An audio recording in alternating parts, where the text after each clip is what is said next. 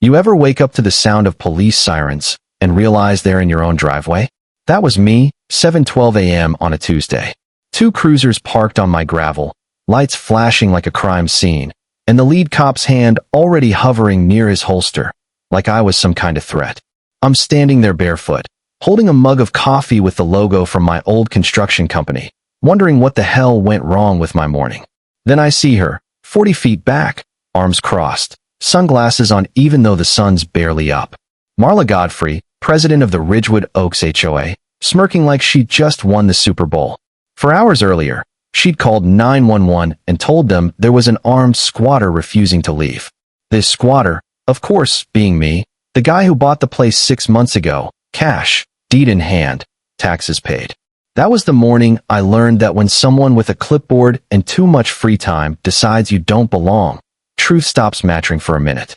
See, I'm Eli Grant, 55, divorced, 2 grown kids, 20 years as a civil engineer before I decided to build my dream workshop out here in Texas Hill Country. The plan was simple: buy a few acres, fix up the detached garage, have a place to breathe that didn't smell like traffic and regret. What I didn't plan on was Marla. She ran that HOA like a kingdom. Designer cardigans, perfect hair, and the personality of a chainsaw wrapped in perfume. If your grass was too tall or your fence the wrong shade of beige, she'd find you faster than a radar gun. People said she just cared about the community. Yeah, like a warden cares about inmates. When I bought my property, it sat outside the HOA boundary. I even paid for a new survey to be sure. But a month after closing, they quietly filed paperwork to correct the boundary lines, pulled my land inside their jurisdiction without notice. No letters, no meetings, just bureaucracy and arrogance. Then came the first fine, $500 for an unapproved structure. My garage, the one that had been standing since the late 90s. I sent her the deed, the survey, everything. She ignored it. 2 weeks later, another letter, now $5,000 plus daily penalties. That's when I told her, as politely as possible, to go pound sand.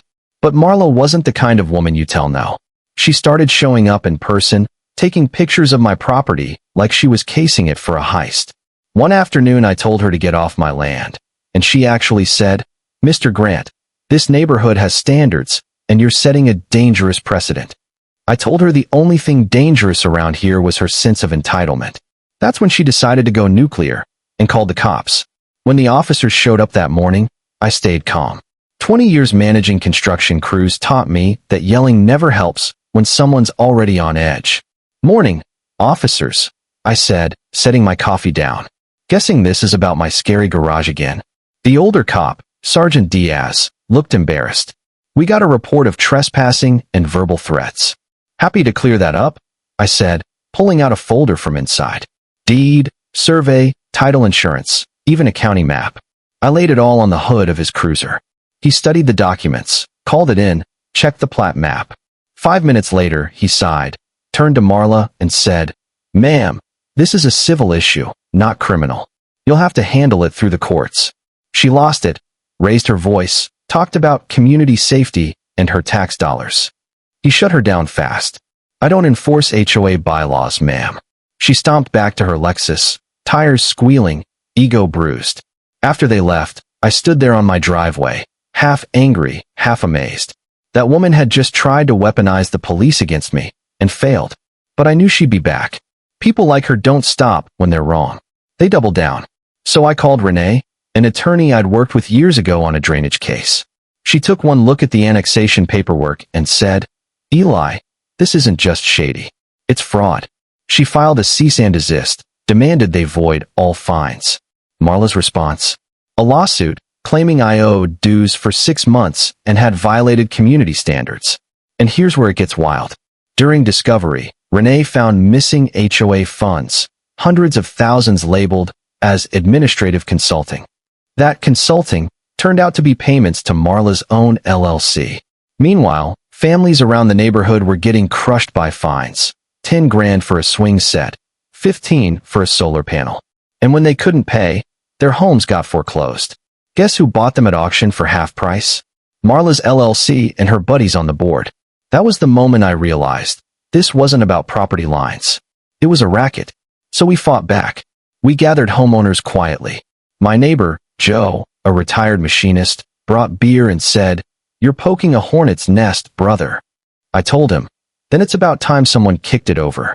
Renee built the case like a surgeon: embezzlement, wire fraud, abuse of process. We subpoenaed everything. When the financials came in, it was like opening Pandora's box: fake invoices, kickbacks, forged votes. And then karma showed up in a suit and tie. Turns out the HOA itself was broke. They'd taken out $1 million loan years ago for amenities improvements, stopped paying, and now the bank was foreclosing on the HOA's own property. The clubhouse, the pool, the fancy entrance signs, all going up for auction. Renee looked at me and said, "Eli, what if you bought it?" I laughed. "Buy the HOA. Why not? You'd own the land they stand on." So that's what we did.